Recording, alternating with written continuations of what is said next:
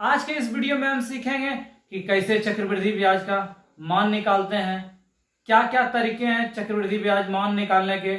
सबसे सरल तरीके से हम कैसे इस टाइप के प्रश्नों को कैसे हल करेंगे। आशा और उम्मीद है आप हमारे वीडियो के साथ अंत तक बने रहेंगे। चलते हैं हम चक्रवृद्धि ब्याज की ओर। सबसे पहले हम समझते हैं डिस्काउंट। डिस्काउंट क्या होता है, इस पॉइंट को हम समझते हैं। कोई सामान का दाम 100 रुपया है,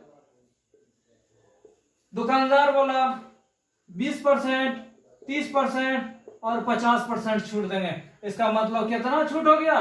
20, 30 और 50 कितना परसेंट छूट? 100%। इसका मतलब हमें सामान कितना में मिलेगा? फ्री में मिलेगा, ऑफर में मिलेगा। लेकिन दूसरे कंडीशन में दुकान बोला यह जो छूट हम देंगे सक्सेसिव देंगे। सक्सेसिव का मतलब होता है क्रम से। फर्स्ट बार 20%, फिर 30%, फिर कितना? 50%। सक्सेसिव क्या होता है? कोई सामान बोला हम 20% प्रिंट रेट पे 20% छूट देंगे, फिर बोला यदि जो है अभी पैसा दे देते हैं तो क्या देंगे? 30% देंगे। उसके बाद भी ग्राहक मानने के लिए तैयार नहीं है तो बोला अच्छा ठीक है, जितना रेट लगेगा इसके बाद भी 50% क्या करेंगे और छूट देंगे। ये सक्सेसिव कई तरह का हो सकता है। मतलब 2% में सक्सेसिव रह सकता है, 3 अमाउंट में सक्सेसिव रह सकता है, 4% में रह सकता है, कई तरीके में रह सकता है सक्सेसिव। तो आज के इस वीडियो में हम सबसे पहले हम समझते हैं सक्सेसिव क्या होता है और सक्सेसिव डिक्रीज क्या होता है, सक्सेसिव इंक्रीज क्या होता है। उसके बाद हम समझेंगे कंपाउंड इंटरेस्ट। सक्सेसिव डिक्रीज और सक्सेसिव इंक्रीज। सक्सेसिव डिक्रीज के पॉइंट को हम समझते हैं। सक्सेसिव डिक्रीज क्या हुआ? कोई सामान का दाम था 100 रुपया, वह बोला कि पहले 20%, फिर बोला 30% और उसके बाद बोला कि 50% यदि छूट देता है। ये क्या है? सक्सेसिव क्रम से। पहले 20%, फिर 30%, फिर 50%। तो पूछा गया हमें बताइए कितना डिस्काउंट हुआ। तो डिस्काउंट निकालने के कई तरीके हैं। क्या क्या है? पहले बोला 100 रुपया दाम है, उसके बाद बोला कि 20% छूट दिया। इसका मतलब कितना? 100 का 20% छूट दिया। इसका मतलब कितना रुपया उनको सामान में मिल रहा है? 80 रुपये में। अब बोला 30% और छूट मिल रहा है। जब 30% 80 रुपया का 30% छूट मिल रहा है तो हमें मिलेगा कितना? 30% छूट हो गया। इसका मतलब 70% क्या होगा? दाम देना होगा। तो 80 का 70% कितना रुपया? 56 रुपया। अब बोला इसके बाद जो है 50% और छूट देंगे। तो 56 का 50% यदि छूट होगा तो 50% तो हमको दाम देना होगा। इसका मतलब कितना? 28 रुपया हमको देना होगा। हम बात किए थे 100 रुपया का और हमको कितना हो गया? 28% जो है क्या करना है? देना है। इस चीज को हम समझेंगे। ये दूसरे तरीका से हम क्या करते? 100 गुना 20% छूट है तो 80% दाम लगता, फिर 30% छूट है तो 70% दाम लगता, फिर 50% छूट है तो 50। 0 0 क्या हो गया? क्रॉस हो गया। 1 0 1 0 1 0 1 0 1 0 कितना हो गया? 8 7 कितना? 56 और 56 और गुना कितना? 5। 2 0 2 0। उसके बाद 100 का ये कट गया, उसके बाद 1 0 इसका रहने देते हैं। क्या स्थिति बन रही है? 20 चौके 80, 20 पंचे 100, 5 5 कट गया कितना? 28%। इसका मतलब कितना रह गया? 28%।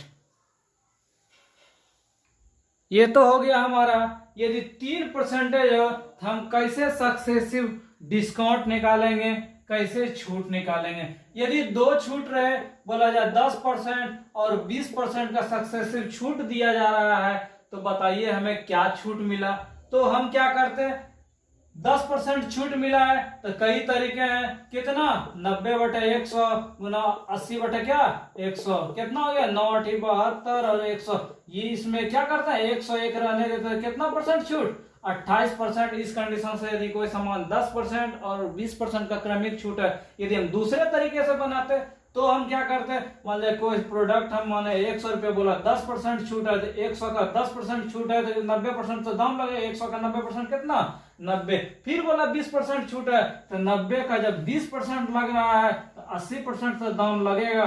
9 ठीक कितना 72। इसका मतलब यदि 72 रुपया लग रहा है और 100 रुपया दाम था तो कितना 28% छूट हुआ। तो हम अब तक क्या सीखे, हम सीखे कि दोनों तरीका से हम डिक्रीज, यदि 2 सक्सेसिव है और 3 सक्सेसिव क्रमागत दर से यदि मिल रहा है तो डिस्काउंट हम कैसे निकालेंगे। इसके अलावे यदि ये भी हम अपना सकते हैं, यदि x% और y% है तो इसका सक्सेसिव क्या होगा x + y - xy बटे 100। इस रूल को भी फॉलो करके हम देखते हैं क्या स्थिति बन रही है। बोला था 10% और 20% है।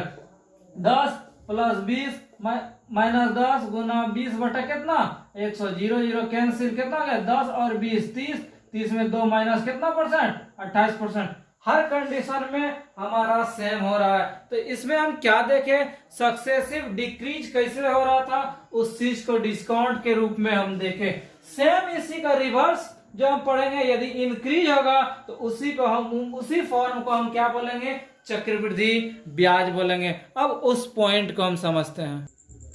इसमें अंतर क्या रहेगा, इसमें सिर्फ अंतर रहेगा, यहाँ सक्सेसिव डिक्रीज में माइनस हो रहा था और यहाँ क्या हो जाएगा प्लस हो जाएगा। हम लेते हैं किसी पॉइंट को, मान जाए किसी सामान का प्रोडक्ट प्रिंसिपल जो है 1000 रुपया है और बोला कि 10% के दर से बढ़ रहा है 2 वर्ष के बाद, इसका दाम क्या होगा, मिश्र धन क्या होगा। इस चीज को हम समझते हैं। क्या चीज हम करेंगे, सक्सेसिव इंक्रीज 10% बोला 2 साल के लिए, इसका मतलब हम क्या करेंगे 10 + 10 + 10 गुना 10 बटे 100 कट गया कितना परसेंट 21%। इसका मतलब 21% जो हमारा निकला ये हमारा क्या निकला ब्याज निकला, चक्रवृद्धि ब्याज की दर से 21%। 21% का यदि इसका मान निकालते हैं हमारा ब्याज क्या निकलेगा 1000 गुना 21 बटे 100 बराबर कितना 210 रुपया। और यदि हम मिश्र धन निकालते हैं तो 21% जब ब्याज हुआ और मूलधन 100% मान है, इसका मतलब 121% का यदि हम मान निकाल देंगे तो मेरा हो जाएगा 1% का मान 1000 का 121% क्या मान हो गया 1210 रुपया। इसका मतलब मिश्र धन का जो मान आया 1210 आया और सीआई का जो मान हुआ हमारा कितना हुआ 210। किस कंडीशन में, जब प्रिंसिपल 1000 रुपया हो, टाइम 2 साल हो और रेट जो है कितना प्रतिशत हो 10% हो। इस चीज को हम कई तरीके से हम देखते हैं कैसे क्या क्या हो सकता है। 8th क्लास से ही हम लोग पढ़ते आ रहे हैं, क्या पढ़ते आ रहे हैं, चक्रवृद्धि ब्याज के कंडीशन में मिश्र धन का जो सूत्र होता है वह मूलधन इंटू 1 जोड़ दर बटे 100 पर पावर समय होता है ना। और चक्रवृद्धि ब्याज का क्या पढ़ते आ रहे हैं, चक्रवृद्धि ब्याज का पढ़ते आ रहे हैं मूलधन इंटू 1 जोड़ दर बटे 100 पर पावर समय और माइनस मूलधन करें या मूलधन को क्या करें कॉमन ले लें तो ये होगा। ये दोनों सूत्र हम लोग शुरू से पढ़ते आ रहे हैं, लेकिन ना तो इतना हमें सूत्र याद करने का जरूरी पड़ेगा, कैसे हम सेकंडों में बनाएंगे, इस तरीके से भी बनाएंगे, कितना तरीका है उस चीज को हम देखते हैं। सबसे पहले हम समझते हैं चक्रवृद्धि ब्याज क्या हुआ और साधारण ब्याज में अंतर क्या हुआ। तो साधारण ब्याज बोला कि किसी भी अमाउंट के लिए साधारण ब्याज चाहे 1 वर्ष हो 2 वर्ष हो 3 वर्ष हो, हर एक टाइम पीरियड के लिए साधारण ब्याज का जो मान होगा ये सेम होगा। लेकिन ऐसा बात चक्रवृद्धि ब्याज में नहीं है, पहला पॉइंट। दूसरा पॉइंट जब बोला कि चक्रवृद्धि ब्याज और सिंपल इंटरेस्ट का फर्स्ट ईयर के लिए जो वैल्यू होगा सिंपल इंटरेस्ट वही होगा क्या चक्रवृद्धि ब्याज। दोनों अमाउंट का मान सेम होगा, कब only for first year, only for first year. और दूसरे साल से जो होगा चक्रवृद्धि ब्याज बोला कि पहला साल जितना ब्याज होगा ब्याज का हम ब्याज जोड़ते चलेंगे। कैसे ब्याज का ब्याज जोड़ रहा है इस चीज को हम समझते हैं। पहले इस सूत्र से हम उपयोग करके हम देखते हैं क्या मेरा सही था या नहीं था। क्या बोला मिश्र धन जो होगा मूलधन गुना 1 जोड़ दर बटे 100 पर पावर क्या टाइम मान पुट करते हैं 1000 मूलधन गुना 1 जोड़ दर हमारा क्या था 10%, तो 10 बटे 100 पर पावर कितना दो 10 बार में कितना 1000 गुना 11/10 का स्क्वायर कितना 1000 गुना 11 का स्क्वायर 121 बटे कितना 100 कितना 1210। मेरा निकला था मिश्र धन का मान 1210। पहला तरीका वहां था, दूसरा तरीका हम सूत्र का उपयोग किए और बनाए। यदि हम क्या करेंगे कंपाउंड इंटरेस्ट तो कितना 1210 और ये कितना 1000 कितना रुपया 210 रुपया है। तीसरा तरीका बोला, तीसरा तरीका में हम क्या करेंगे उस चीज को हम समझते हैं। बोला कि 10% है, क्या है 10% है, तो दूसरा साल के लिए भी कितना 10%। अब हम क्या करेंगे इस चीज को हम देखते हैं। 10% मतलब कितना 1/10, ये भी 10% मतलब कितना 1/10। अब हम करते हैं क्या, सिंपल इंटरेस्ट हम निकालते हैं फर्स्ट साल और सेकेंड साल। फर्स्ट साल का 1000 रुपया का 1/10 कितना 100 रुपया, और हर एक साल के लिए सेम होगा। अब हम बात करते हैं कंपाउंड इंटरेस्ट का। पहला साल तो बोला कि सेम होगा, दूसरा साल जो होगा, दूसरा साल इसके बाद जितना साल होगा क्या होगा, जो भी साधारण ब्याज निकलेगा उसका क्या करते चलेगा ऐड होते चलेगा। तो क्या होगा यहाँ इस चीज को हम देखते हैं। पहला साल तो यहाँ भी 100, यहाँ भी 100। दूसरा साल क्या होगा, तो बोला कि यहाँ इसके पहले कितना था 100, तो 100 का कितना 100 का निकालना है 10% कितना 10। तो हमें क्या क्या मिला इस चीज को हम देखते हैं। क्या मिला, बोला इसको क्या करना है, फर्स्ट साल जो मिला था 100 और दूसरा साल मेरा कितना मिला, ये 100 मिला और ये 100 कितना 110। इसका मतलब 100 प्लस 110 बराबर कितना 210 रुपया था। 210 रुपया कंपाउंड इंटरेस्ट। यदि मिश्र धन का बात होगा तो 1000 स्टार्टिंग में मूलधन था और 210 जुट गया कितना 1210। ये दूसरा तरीका हो गया। तीसरा तरीका हम देखते हैं। क्या बोला, बोला प्रिंसिपल तो 1000 है, बोला 10% और कितना साल के लिए 2 साल के लिए।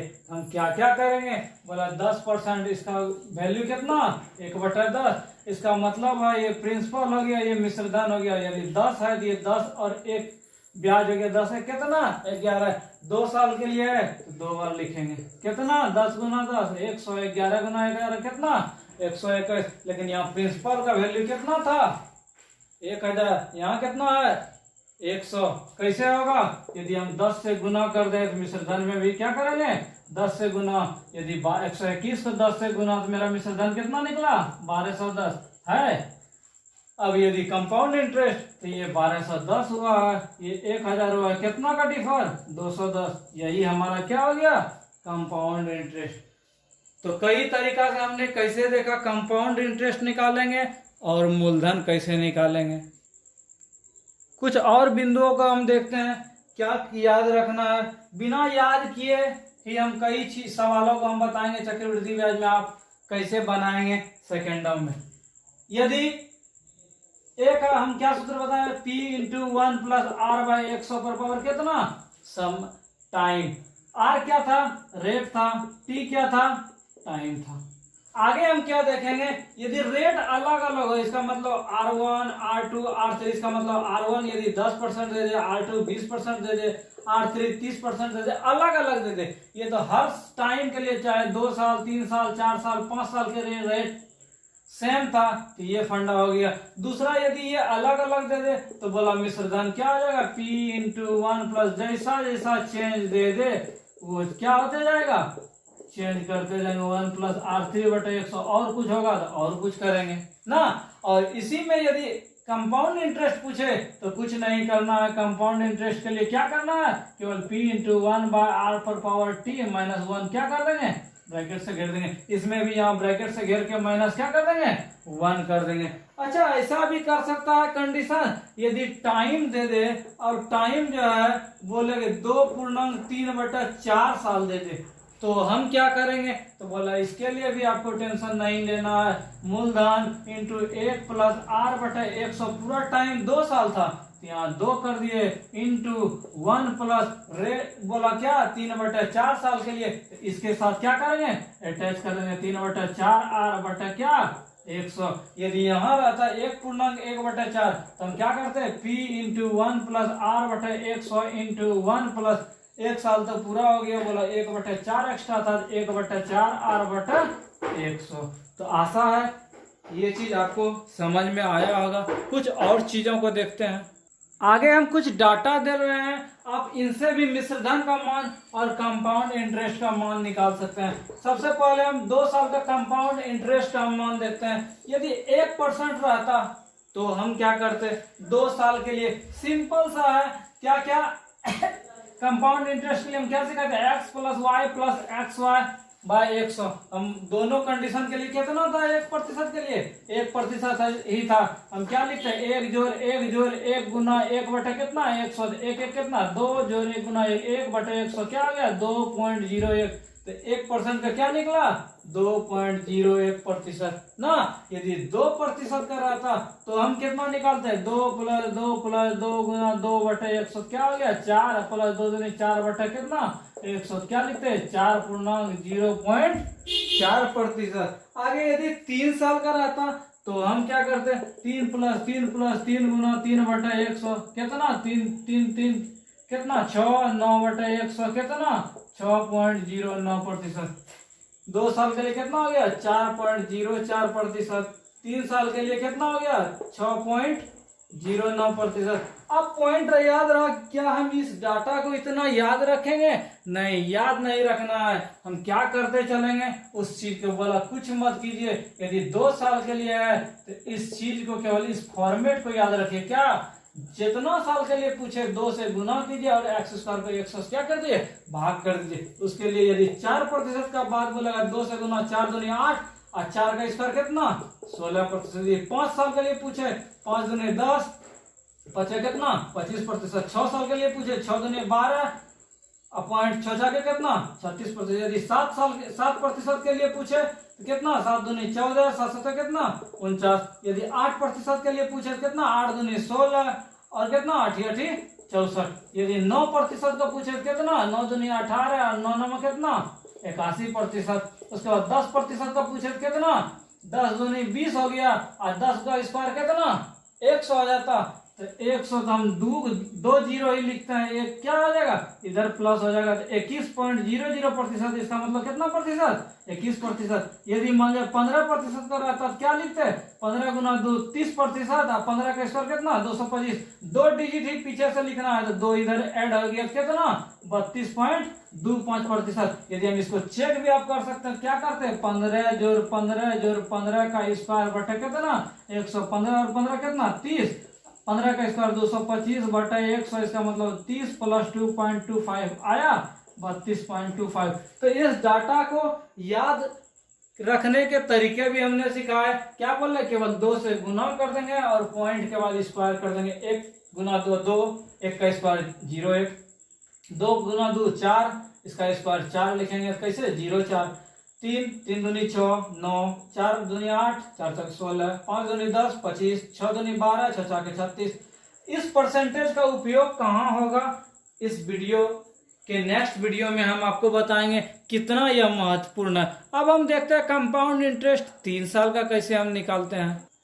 3 साल के लिए हमें क्या करना है उस चीज को हम देखते हैं। बोला 3 साल के लिए यदि डाटा निकालना है, इसका मतलब 1% और 1%, इस दोनों का कंबाइन करके हमने सिखाया था 1%। यदि 2 बार कितना 2.01% और फिर ये 1%। अब ये दोनों को कंबाइन करने, इसके हम डिस्काउंट में भी सिखाए थे। इस दोनों को क्या करेंगे 2.01 जोड़ 1 जोड़ 2.01 गुना 1 बटे कितना 100, यही करते दोनों को जोड़ प्लस xy बटे 100 क्या मिला, इसको जोड़े 3.01, फिर ये 2.01 बटे कितना 100 तो 3.01, ये कितना हो गया 01 2 अंक के बाद 2 0। अब इसको यदि हम जोड़ते हैं 4 रिजल्ट होगा 3.0301। तो 1% का मेरा मान कितना निकला 3.0301%। तो 3 साल के लिए यदि आपको निकालना है 3x प्लस 3x स्क्वायर बटे 100 प्लस x क्यूब बटे 100 गुना 100 मान सेट करते हैं 2%।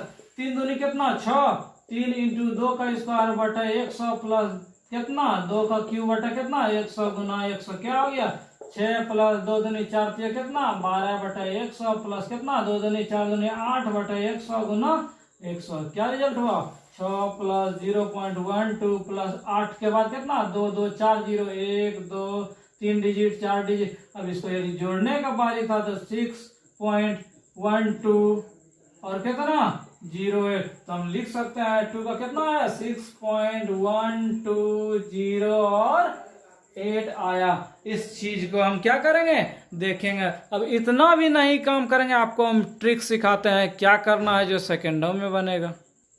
3% का हम मान निकालते हैं। 3% जो है 3 साल के लिए हम क्या बोले 3 तिया 9 प्लस 3 आया 3 का स्क्वायर 3 तिया 9 तिया कितना 27 2 अंक के बाद क्या कर दिए 0 दे दिए और यहाँ 3 का क्यूब कितना 27 यहाँ क्या अंक के बाद 4 अंक के बाद 1 2 3 4 अंक के बाद 0 दे दिए।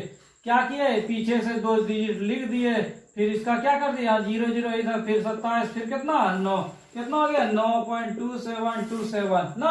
आगे यदि 4% का मान हम करेंगे तो हम क्या करते 4% 4 तिया 12 जोड़ 4 चौके 16 16 तिया कितना 48। उसके बाद इसको यदि हम करते 4 का क्यूब कितना 64 ना 4 डिजिट के बाद यदि करते दिए ऐड हो जाता है मेरा कितना 12.4864 क्या लिखते हैं 12.4864। यदि 5% का बात आता हम सीधा करते 5 तिया कितना 15 फिर 5 का स्क्वायर 25 तिया कितना 75।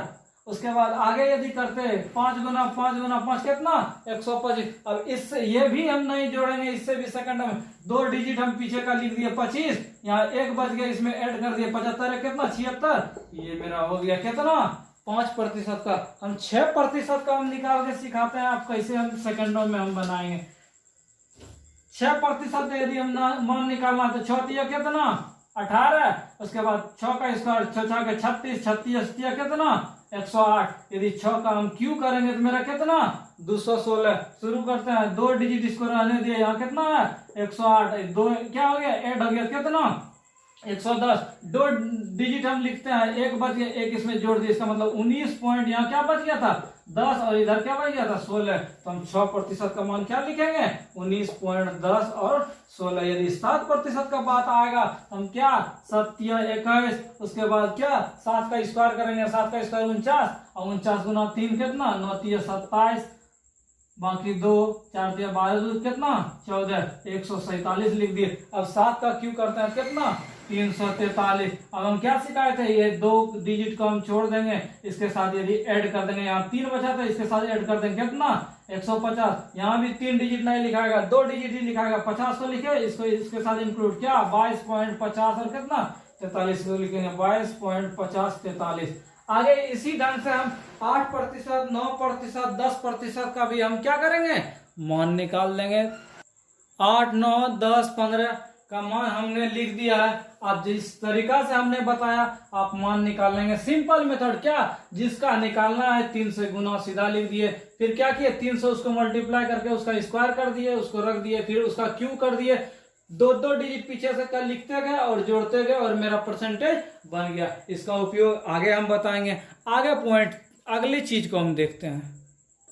आगे हमारा 2 साल के लिए सिंपल इंटरेस्ट और कंपाउंड इंटरेस्ट का अंतर क्या होगा। यदि दर 4% हो इसके लिए बोला केवल x% बटे 100 कर दीजिए आपका वैल्यू निकल जाएगा। इसका मतलब 4% 4 चौके 16 बटे 100 कितना 0.14% का मतलब 2 स्थान खिसका देना। यदि 5% बोलेगा तो 25 2 के बाद कितना 0.25 लिखेंगे। आगे यदि इस चीज को हम आगे यदि 6% का बोलेगा क्या करेंगे 6% अंतर 6 के कितना 36 कितना लिखेंगे 0.36। यदि 7% का अंतर पूछे कितना 7% के ये सब अंतर है कितना 0.49। यदि 8% का पूछे कितना 0.64। यदि 9% का पूछे कितना 0.81। यदि 10% का पूछे कितना 100%। 100% का मतलब कितना 100%। इसका उपयोग कहाँ है उस चीज को हम बताएंगे। आगे इस चीज को हम ध्यान रखना है। साधारण ब्याज में भी हम बताते थे यदि कोई ब्याज जो है तिमाही संयोजित होता है क्या संयोजित होता है तिमाही संयोजित होता है तो तिमाही 3 महीनों में था तो समय को 4 से गुना करते हैं और दर को क्या करते हैं 4 से भाग देते हैं। यदि चौथाई संयोजित होगा तो हम क्या करेंगे, चौथाई मतलब हर एक 4 तो समय को 3 से गुना और दर को क्या 3 से भाग। यदि अर्धवार्षिक संयोजित होगा तो समय को 2 से गुना और दर को क्या 2 से भाग करेंगे। ठीक है, इन चीजों का कहाँ उपयोग है, कैसे हम उपयोग करेंगे, किन तरीका के प्रश्नों में इसका हम इस्तेमाल करेंगे, इसके अगले वीडियो में हमको आपको बताएंगे। तो आपको यह वीडियो चक्रवृद्धि ब्याज का पहला पार्ट कैसा लगा हमें जरूर कमेंट कर बताएं। साथ ही वीडियो पसंद आए तो अधिक से अधिक दोस्तों को शेयर करें, चैनल को सब्सक्राइब करें। इसके नेक्स्ट सीरीज में आपसे होगी फिर मुलाकात चक्रवृद्धि ब्याज के प्रश्नों के साथ। तब तक हमारे YouTube चैनल के साथ बने रहें। धन्यवाद।